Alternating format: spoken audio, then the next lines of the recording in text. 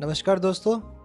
आज की इस वीडियो में हम बात करने वाले हैं myths and misconception about deep web and dark web. और ये मिथ्स क्या क्या है डीप वेब और डार्क वेब के बारे में, जैसे कि क्या रेड रूम रियली में एग्जिस्ट करता है कि नहीं करता, या फिर अगर आप डीप वेब या डार्क वेब को सर्व करोगे तो आपको पुलिस अरेस्ट कर लेगी, या फिर आपका कंप्यूटर हैक हो जाएगा।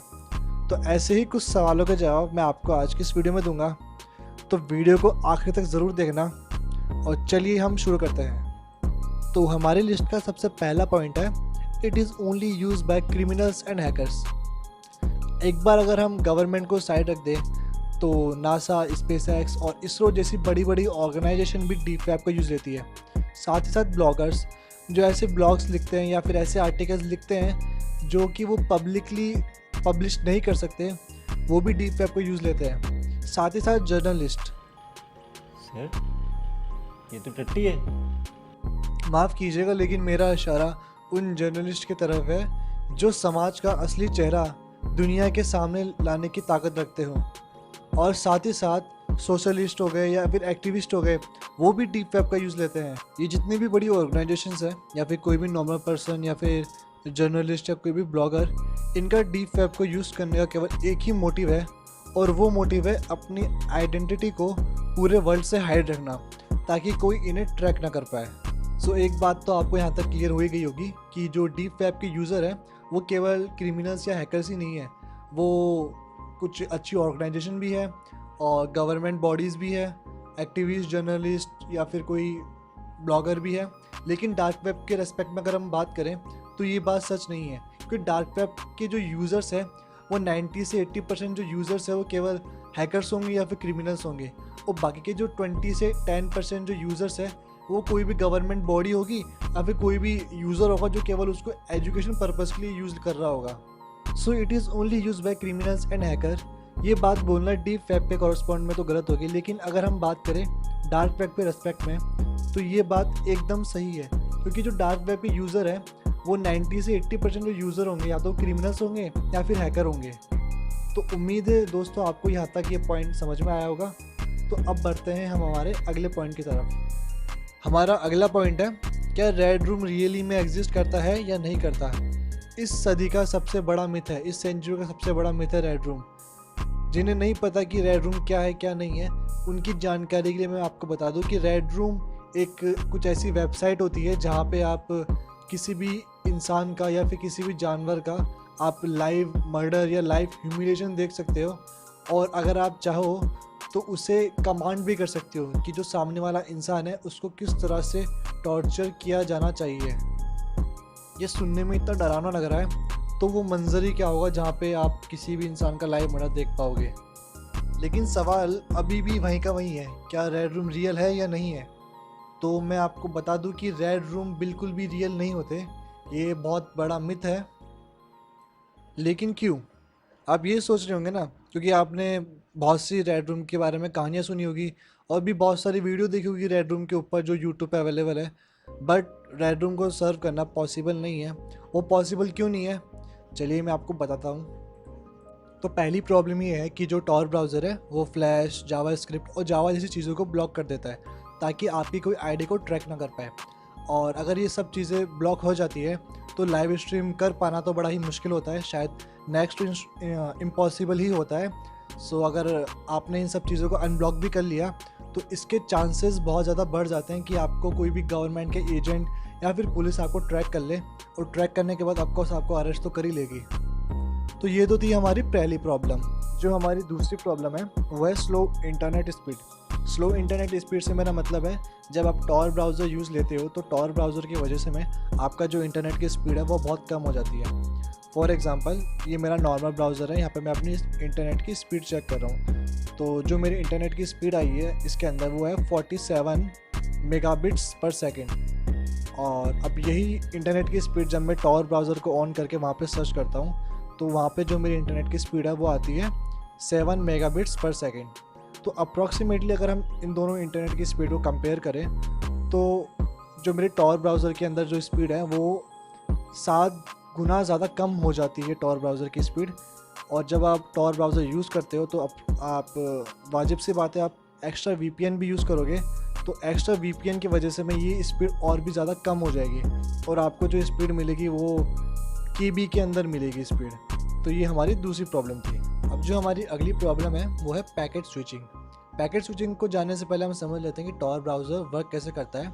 तो टॉर ब्राउज़र कुछ इस तरह से वर्क करता है कि टॉर ब्राउज़र में बहुत सारी लेयर्स होती है और हर एक लेयर एक तरह से वीपीएन का काम करती है। फॉर एग्जांपल, पहली लेयर जो टॉर ब्राउज़र की है वो बताएगी कि आप नेदरलैंड से हो, दूसरी लेयर बताएगी आप ऑस्ट्रेलिया से हो, तीसरी लेयर बताएगी आप यूएस से हो, एंड सो ऑन। अब आप जो कोई भी क्वेरी भेजोगे, कोई भी पैकेट जो आप सर्वर को सेंड करोगे, तो सबसे पहले वो पैकेट इनक्रिप्ट होगा और उसके बाद वो हर एक लेयर से होते हुए गुजरेगा। और जब ये पैकेट हमारे सर्वर के पास पहुंचेगा तो सर्वर के पास जाके ये डिक्रिप्ट होगा और डिक्रिप्ट होने के बाद सर्वर आपको क्वेरी का आंसर भेजेगा और जो पैकेट जो सर्वर सेंड करेगा उसको भी वो सेम ही पाथ फॉलो करना पड़ेगा। इसकी वजह से में जो आप आंसर रिसीव कर रहे हो, जो पैकेट रिसीव कर रहे हो सर्वर से, उसका आने का टाइम, उसका जाने का टाइम बहुत ही ज़्यादा हो जाता है। इसके वजह से में अगर आप टॉर ब्राउज़र पे कोई लाइव स्ट्रीम करते हो तो लाइव स्ट्रीम देखना तो बड़ा ही इम्पॉसिबल सा हो जाता है, क्योंकि उस लाइव स्ट्रीम की क्वालिटी इतनी घटिया होगी कि आप कुछ देख नहीं पाओगे कि हाथ कहाँ है, मुंह कहाँ है। ये थे कुछ पॉइंट्स जिससे साबित होता है कि रेड रूम जैसी कोई चीज़ रियली में एग्जिस्ट क्यों नहीं करती। लेकिन रेड रूम जैसी कोई चीज़ एग्जिस्ट करती है जिसके अंदर आप लाइव तो नहीं दे सकते कोई भी चीज़, लेकिन आप जो रिकॉर्डेड वीडियो होती है वो आप टॉर ब्राउज़र पे या डार्क वेब पे ज़रूर देख सकते हैं। मैं तो आपको यही सलाह देना चाहूँगा कि आप रेड रूम जैसी चीज़ों पे ना जाएं। अगर आप जाते भी और आपको इस साइट से रूबरू होते हैं तो प्लीज़ आप इस साइट पे बिल्कुल मत जाने, क्योंकि ये साइट एकदम स्कैम है। आपको बोलेगा ये 4 या 5 घंटे में रेड रूम स्टार्ट होने वाला है, आप फटाफट रजिस्ट्रेशन कर लीजिए। और रजिस्ट्रेशन के अंदर आपको कुछ बिटकॉइन खर्च करने पड़ेंगे, ठीक है, और खर्च करने के बाद आपको कुछ भी रेड रूम जैसी कोई चीज़ ना मिलेगी। तो उम्मीद है दोस्तों आपको ये वाला पॉइंट समझ में आ गया होगा। तो अब बढ़ते हैं हम हमारे अगले पॉइंट की तरफ।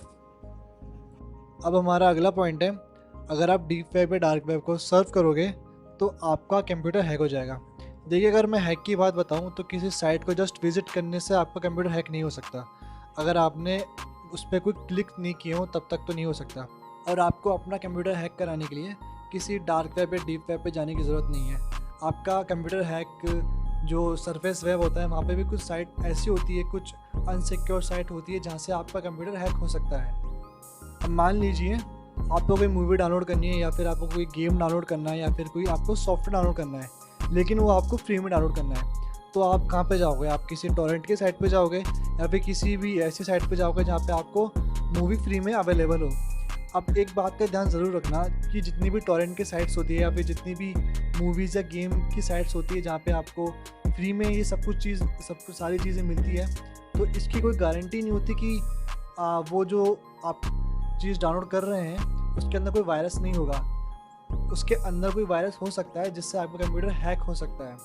और या फिर आप ये बात नोटिस करना कि आपके स्क्रीन पे कुछ आपके ब्राउज़र पे कुछ मैसेज पॉपअप होते हैं, तो कभी भी आप उन मैसेज को कभी मत खोलना अगर आप डीप वेब पे डार्क वेब सर्च कर रहे हो।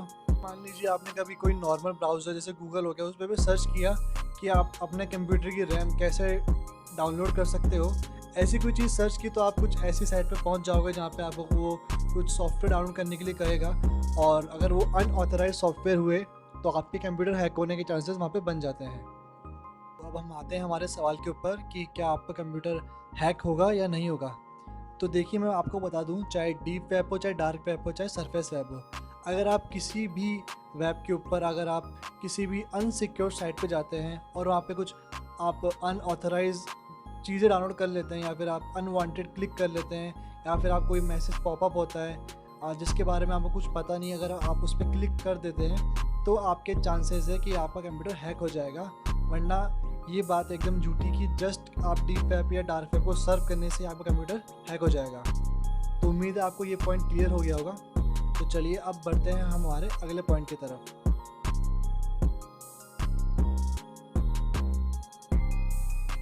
अब जो हमारा अगला पॉइंट है वो है most of the sites are scam and malicious. ये बात एकदम सच है अगर हम बात करते हैं डार्क वेब के बारे में, लेकिन अगर हम बात करें डीप वेब के बारे में तो ये बात एकदम गलत है, क्योंकि हम पहले ही जान चुके हैं डीप वेब को यूज़ करने वाले कौन है। गवर्नमेंट हो गया, एक्टिविस्ट, सोशलिस्ट और बहुत सारे नॉर्मल पर्सन और अच्छे पर्सन।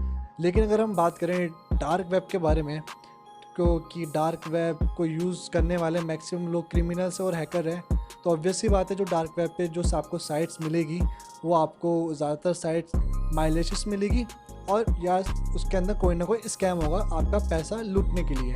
जैसे कि कोई ऐसी साइट जो कि ये दावा करती है कि वो आपको रेड रूम के दर्शन कराएगी, या फिर कोई ऐसी साइट जहाँ पे आप असेसिन हायर कर सकते हो किसी का मर्डर करवाने के लिए। ऑब्वियस सी बात है आपको डार्क वेब पे ऐसी साइट मिल जाएगी, लेकिन ऐसी साइट्स को ढूंढना बड़ा ही मुश्किल है जो रियली में आपका काम कर दे। अगर हम कुछ रिकॉर्ड्स को कंपेयर करें पास्ट के, तो जो डीप वेब पे जो साइट्स है अप्रॉक्सीमेटली उसमें से 30 से 10% साइट मे बी स्कैम हो सकती है।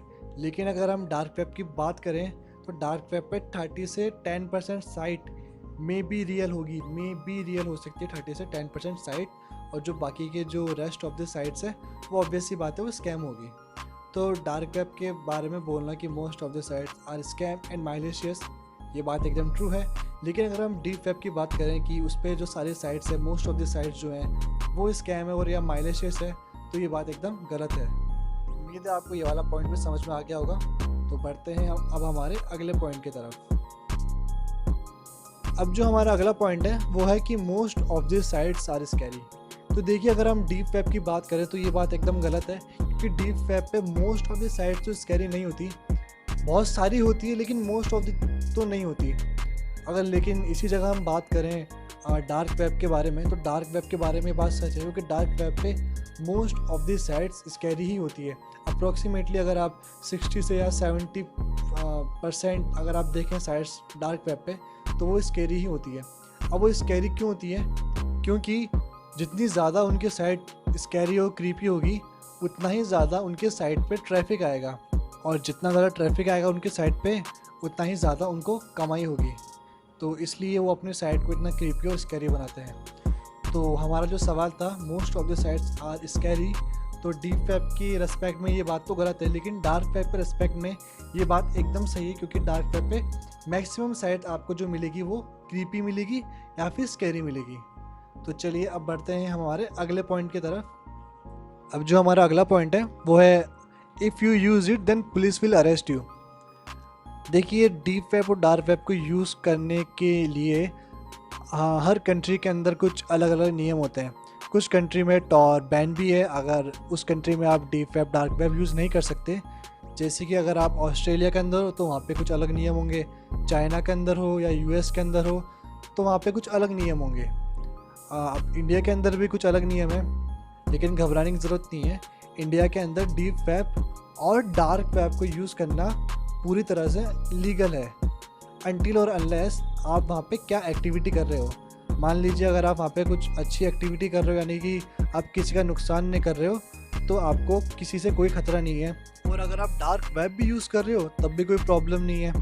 लेकिन अगर आप डार्क वेब यूज़ कर रहे हो या डीप वेब यूज़ कर रहे हो और वहाँ पे आप किसी से ड्रग बेच रहे हो, किसी से ड्रग खरीद रहे हो, तो आपको प्रॉब्लम हो सकती है। या फिर आप किसी की भी प्राइवेट इंफॉर्मेशन वहाँ पे सेल कर रहे हो, या फिर आप किसी की प्राइवेट इंफॉर्मेशन इनलीगल तरीके से वहाँ पे आप ख़रीद रहे हो, या फिर आप वहाँ पे चाइल्ड पोर्नोग्राफी देख रहे हो, और या फिर आप कुछ रेड रूम जैसी बेकार साइट पे जाके आप वहाँ पे कुछ ऐसी चीज़ देख रहे हो जो आपको नहीं देखनी चाहिए, तो ऑब्वियस सी बात है आपको पुलिस अरेस्ट कर सकती है। और यहाँ तक कि अगर आप टॉरेंट से मूवी डाउनलोड कर रहे हो या फिर टॉरेंट से अगर आप गेम डाउनलोड कर रहे हो फ्री के अंदर, तब भी आपको पुलिस अरेस्ट कर सकती है। तो ये बात आप ज़रूर ध्यान रखना। अगर आप डार्क वेब पे या डीप वेब पे नए हो, स्पेशली डार्क वेब पे, तो आपको पता होना चाहिए आप क्या कर रहे हो। आप कभी भी कुछ भी अनवांटेड क्लिक मत करना, कुछ भी आलतू फालतू चीज़ें मत करना, नहीं तो आपको इसका भुगतान बड़ा ही महंगा पड़ सकता है।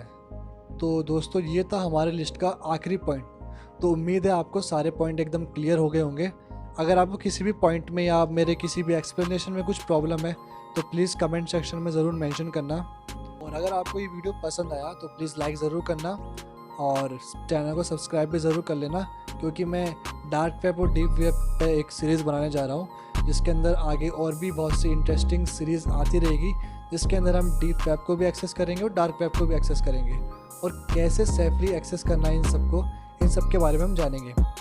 तो चलिए, मेरे जाने का समय हो गया है, तो अब मिलते हैं हम आपसे अगले वीडियो में।